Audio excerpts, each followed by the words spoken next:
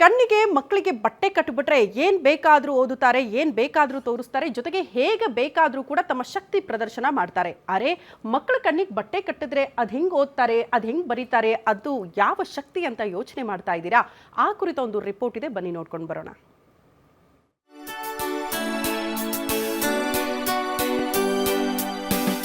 ಕಣ್ಣಿಗೆ ಬಟ್ಟೆ ಕಟ್ಟಿಕೊಂಡ ಮಹಾಭಾರತದ ಗಾಂಧಾರಿಗೆ ದಿವ್ಯ ದೃಷ್ಟಿ, ದಿವ್ಯ ಶಕ್ತಿಯ ಮೂಲಕವೇ ಎಲ್ಲವೂ ಗೋಚರಿಸುತ್ತಿತ್ತು ಎಂಬುದರ ಬಗ್ಗೆ ಕೇಳಿದ್ದೇವೆ, ಓದಿದ್ದೇವೆ.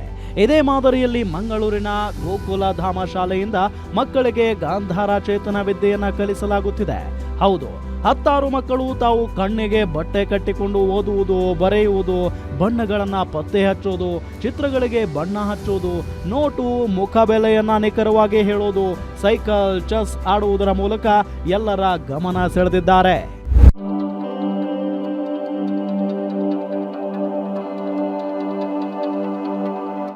ಭಾರತೀಯ ಸನಾತನ ಪರಂಪರೆಯ ಋಷಿ ಮುನಿ ಪರಂಪರೆಯಿಂದ ಪ್ರಣೀತವಾದ ಈ ವಿದ್ಯೆಯು ಮಾನವನ ಅಂತರ್ಚೇತನದಿಂದ ಸಾಧಿಸಲಾಗುತ್ತದೆ.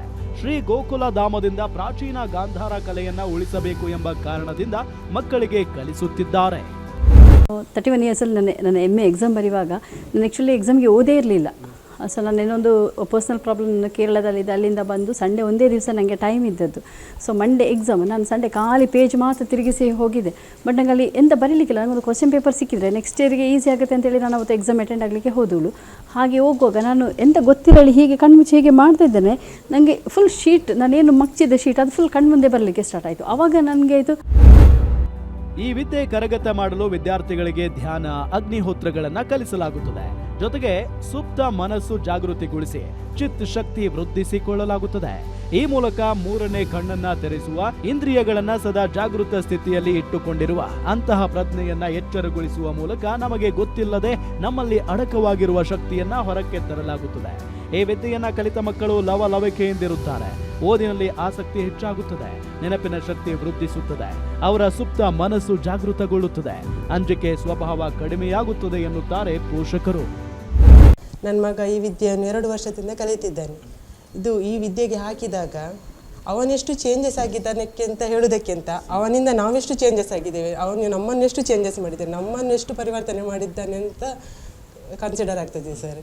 ಮತ್ತು ಅಷ್ಟೇ ಅಲ್ಲದೆ ಅವನಲ್ಲೂ ಕೆಲವು ಬದಲಾವಣೆಗಳನ್ನು ಮಾಡಿಕೊಂಡಿದ್ದಾನೆ.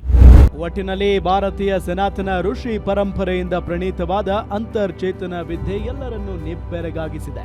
ಜೊತೆಗೆ ಈ ವಿಶೇಷ ವಿದ್ಯೆಯನ್ನ ಮಕ್ಕಳ ಮೂಲಕ ಮತ್ತೆ ಪರಿಚಯಿಸಲು ಹೊರಟಿರುವ ರೂಪಶ್ರೀ ಅವರ ಕಾರ್ಯ ನಿಜಕ್ಕೂ ಶ್ಲಾಘನೀಯ. ರಮಾನಂದ ಜೊತೆ ಆದಿತ್ಯ ದೊಂಡೋಲೆ, ಗ್ಯಾರಂಟಿ ನ್ಯೂಸ್, ಮಂಗಳೂರು.